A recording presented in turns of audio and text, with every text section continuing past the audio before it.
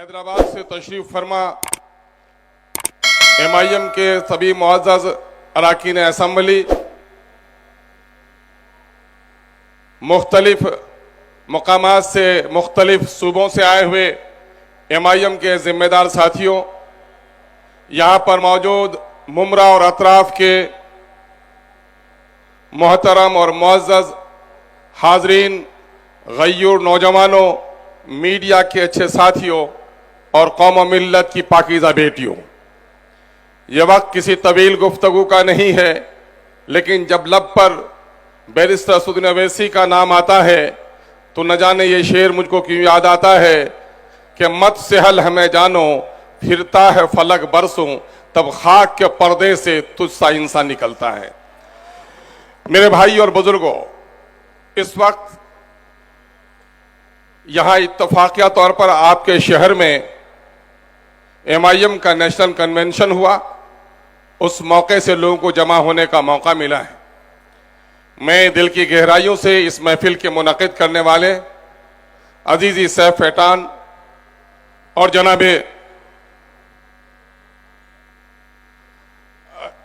जनाबे भाई शाह आलम साहब को और उनके रफ़्क़ा को मुबारकबाद देना चाहता हूं कि उन्होंने बहुत ही एक ताबनाक और हसीन और ख़ूबसूरत मंजर को हमारे सामने में पेश किया है।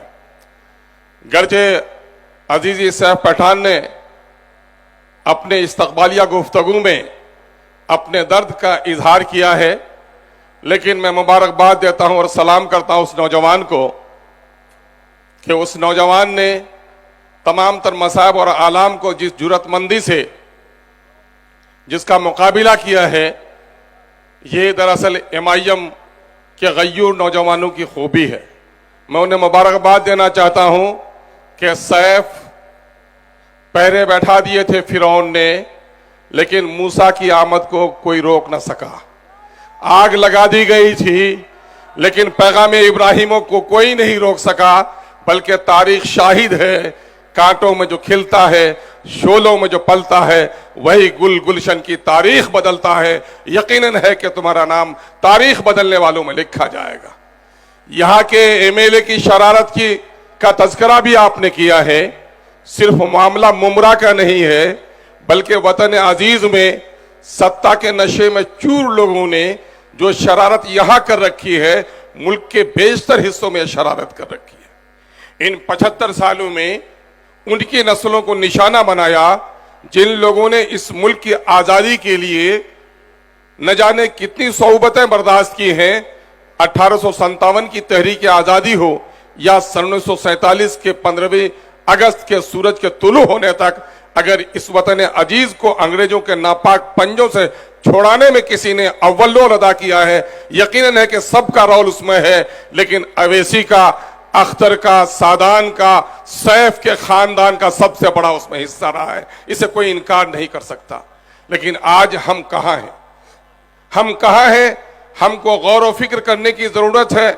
मोहसिन इंसानियत ने हमें से क़यादत का पाकीजा तजर्बा आपके सामने में पेश किया है, और कुदरत के खालिक और मालिक ने यह कह दिया है कि इन्नल्लाह ला युग़य्यिरु मा बिक़ौमिन हत्ता युग़य्यिरु मा बिअन्फुसिहिम। खुदा ने आज तक उस कौम की हालत नहीं बदली, न हो जिसको ख्याल आप अपनी हालत के बदलने का। मैं सलाम करता हूं नौजवानों कि हमारे बुजुर्गों ने एक जमाने तक लखनऊ की उस नसीहत को याद रखा कि मुल्क के बंटवारे का इल्जाम एक मुस्लिम पार्टी पर आ गई है, इसलिए आइंदा कभी मुस्लिम सियासत की बात मत करना। लेकिन यह कोई आसमानी फरमान नहीं था, यह वक्ती पैगाम था और हकीमाना मशवरा था। लेकिन तारीख शाहिद यही है कि जिन लोगों ने दुनिया में लड़ाई लड़ी है अपने हक के लिए, तो ऐसे ही लोग इज्जत से जिए हैं। जिंदगी तो दोनों जी लेता है, जिंदगी गुलाम सर झुका के जी लेता है, लेकिन उसकी नस्लों से गुलाम जन्म लेता है। और शहंशाह जब जीता है तो तलवार की झंकारों में जीता है। उसके खानदान के लोग शहीद भी होते हैं, लेकिन जो लोग शहीद होते हैं उनकी नस्लों से सरदार जन्म लेता है। और हमारा नस्ली ताल्लुक सरदारों से है, हम गर्दन झुकाकर जीने वालों में नहीं है। आपको तय करना पड़ेगा कि इस मुल्क में जो कुछ भी आज हो रहा है, उसकी बड़ी वजह यह है कि आजादी के वक्त हमारी जितनी मस्जिदें जलाई गई, मस्जिदें तोड़ी गई, उससे ज्यादा बेहतर बादल को छूने वाले मीनारे वाली मस्जिदें हमने बना ली। हमारे तालीमी इदारे बर्बाद किए गए, हमने उससे बेहतर तालीमी इदारे बना लिए। लेकिन क्या वजह है कि इन चीजों की बाजियाफ्त के बावजूद भी इन 75 सालों की तारीख ये कहती है कि अकलियत और दलित के लोग जहां आजादी के वक्त खड़े थे, बिलखुसूस अकलियत के लोग वहां कायम भी नहीं है, वहां उससे नीचे चले गए। उसकी वजह क्या है? मैं एक बात कहता हूं नौजवानों, अपने बुजुर्गों के साथ बड़े एहतराम के साथ, कि कोई बच्चा हो उसका मामू बड़ा अमीर हो, कोई बच्चा हो उसका खालू बहुत कबीर हो, उसका फूफा वजीर हो, ये तीनों मर जाएं तो क्या वो बच्चा यतीम कहलाएगा? तुम्हारा जवाब होगा नौजवान, नहीं। रिश्तेदारों के मरने से कोई बच्चा अमीर नहीं होता। बाप गरीब हो, रिक्शा ठेला चलाता हो, लकवा के बिस्तर पे हो, जिस दिन बाप मर जाता है उस दिन बच्चा यतीम हो जाता है। यकीन जानो, जिस तरह से बाप के मरने से बच्चा यतीम होता है, कौमें भी अपनी क़यादत को खो देने के नतीजे में यतीम हो जाती हैं। अल्हम्दुलिल्लाह, इस यतीमी के दौर से कौम निकल चुकी है। अब हम अपनी क़यादत से महरूम नहीं है, बल्कि कल तक हमें सबके लीडर का नाम मालूम था, अपने लीडर का मालूम नाम नहीं था। लेकिन अल्हम्दुलिल्लाह अब दूसरों के लीडर की बात भी जबान पे नहीं आती है। अगर अपना कोई लीडर है तो जनाब बैरिस्टर असदुद्दीन अवैसी है, जिस पर पूरी मजलूम आबादी नजर उठाए देख रही है। लेकिन जानते हो, क़यादत के लिए कीमत चुकानी पड़ती है।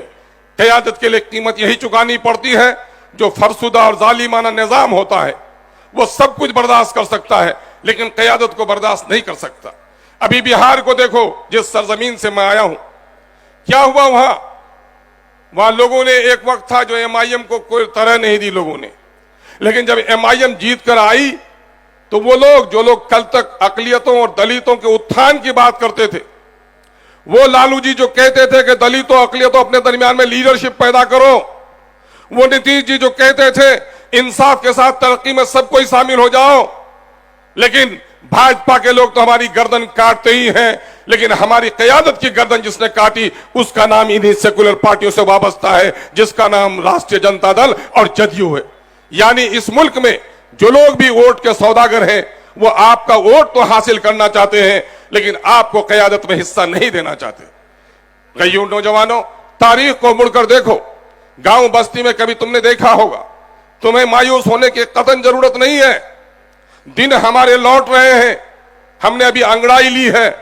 हमारे लोग जहां कल तक हमसे, हमारी क़यादत हमसे दूर थी, या हमारी क़यादत हैदराबाद में मैसूर थी, मुल्क के दूसरे हिस्से में यह क़यादत नहीं पहुंची थी, तो जान रहे हो मुल्क में कहीं आतंकवादी हो, कहीं फसादात हो, कहीं किसी किस्म के मुकदमात हो, अदालत के फैसले हमारे खिलाफ आए हों, उस वक्त मुसलमानों की गर्दनें झुकी हुई थी और पूरी कौम एहसासे कमतरी के समंदर में गर्क हो रही थी।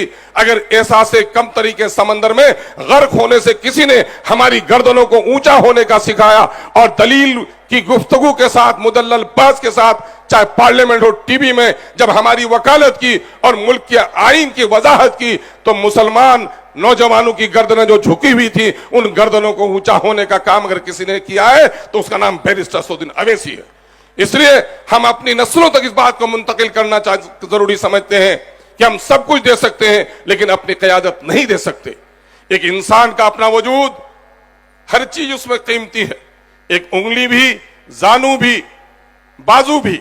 लेकिन जानते हो, बाजू कट जाए तो उसके बदल के तौर पर पैर की उंगलियों से भी नवाला मुंह में रख सकते हो। पांव कट जाए तो बैसाखी से सहारे चल सकते हो, लेकिन याद रखो, जानू से भी कम वजन तुम्हारी गर्दनों का होता है। जब गर्दन कट जाती है किसी की, तो फिर जिंदगी नहीं, वह लाश होती है। जिस्म में जो गर्दन की हैसियत होती है, वही हैसियत कौम के दरमियान में क़यादत की हो सकती है। हम दस्तों बाजू तो कटवा सकते हैं, लेकिन अपनी गर्दन, अपनी क़यादत से कभी समझौता नहीं कर सकते।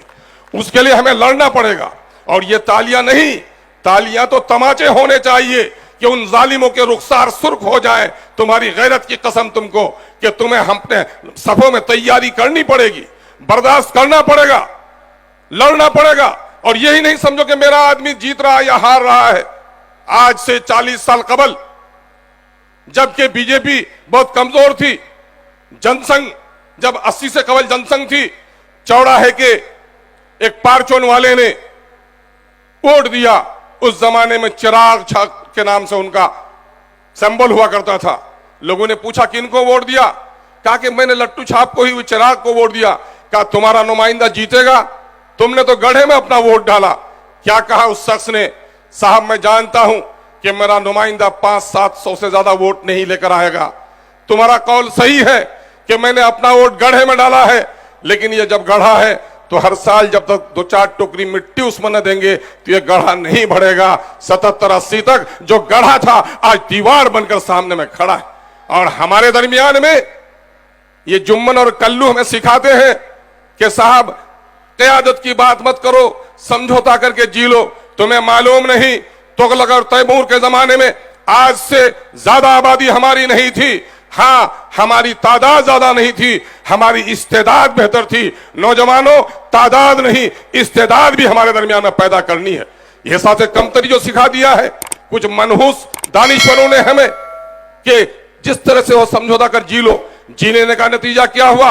इबादत खाने तोड़े गए, हमारे कारोबारी दुनिया को उजाड़ा गया, भेवंडी को जलाया गया, बर्तन की सनत हमारी तबाह की गई, भागलपुर की रेशम की पूरी फैक्ट्रियां हमारी जलाई गई। और अब तो हमारी शरीयत भी पर डाका डाला जा रहा है। इन मसलहत पसंदों ने दिखा दिया कि मसलहत के नतीजे में न सिर्फ मेरा माल लुटा, न सिर्फ मेरी जानें गई, न हमारे इबादत खाने तोड़े गए, बल्कि अब हमारे दीन और ईमान और शरीयत पर भी हमला हो रहा है। इसलिए मसलहत की इस चादर को नोच फेंको। और देखो, आसाम की एक मैं तमसील देता हूं कि आसाम के जंगलों से जब नन्हे मुन्ने हाथियों को फंसाया जाता है तो नन्हा हाथी भी इतना गुस्से में होता है कि मोटी कड़ी की जंजीरों को मड़ोड़ देता है। लेकिन बांधते बांधते आदी हो जाता है वह हाथी। एक वक्त जवानी उनको आती है, उस बचपने के मुकाबले में कई गुना उसको ताकत होती है। लेकिन देखा होगा तुमने, कहीं बारात में, कहीं तमाशे में एक 40 किलो का दुबला महावत उसके सर पर डंडे चलाता है और बकरी और गाय बांधने वाली रस्सी से उसे बांध कर रखता है। क्या होता है उस हाथी को? ताकत कम होती है। जंजीरों को मरोड़ने वाला रस्सियों को क्यों नहीं तोड़ सकता? उसके दिमाग में यह बात बैठ जाती है कि वो जंजीर न तोड़ सके थे, इस रस्सी को भी नहीं तोड़ सकेंगे। लेकिन जानते हो, जब वो हाथी पागल हो जाता है तो पैर के उस डोरी को ही नहीं तोड़ता, बस्तियों को भी, बस्ती के घरों को भी तोड़ता है। महावत को सिर्फ झटका नहीं देता, महावत को सुन से निचोड़कर अपने पैर में दाब भी देता है। हाथी को पागल होने की जरूरत है। अगर आपने जवानी में अपना पागलपन दिखाया, अपनी सियासत और क़यादत की तलाश की, तो खुदा की कसम दुनिया की कोई ताकत तुम्हें इज्जत से जीने से नहीं रोक सकती है। यही इकबाल ने कहा है, सबक पर फिर सदाकत का, सुजात का, अदालत का, लिया जाएगा तुम्ही से काम, दुनिया की इमामत का। सलाम अलैकुम, आदाब।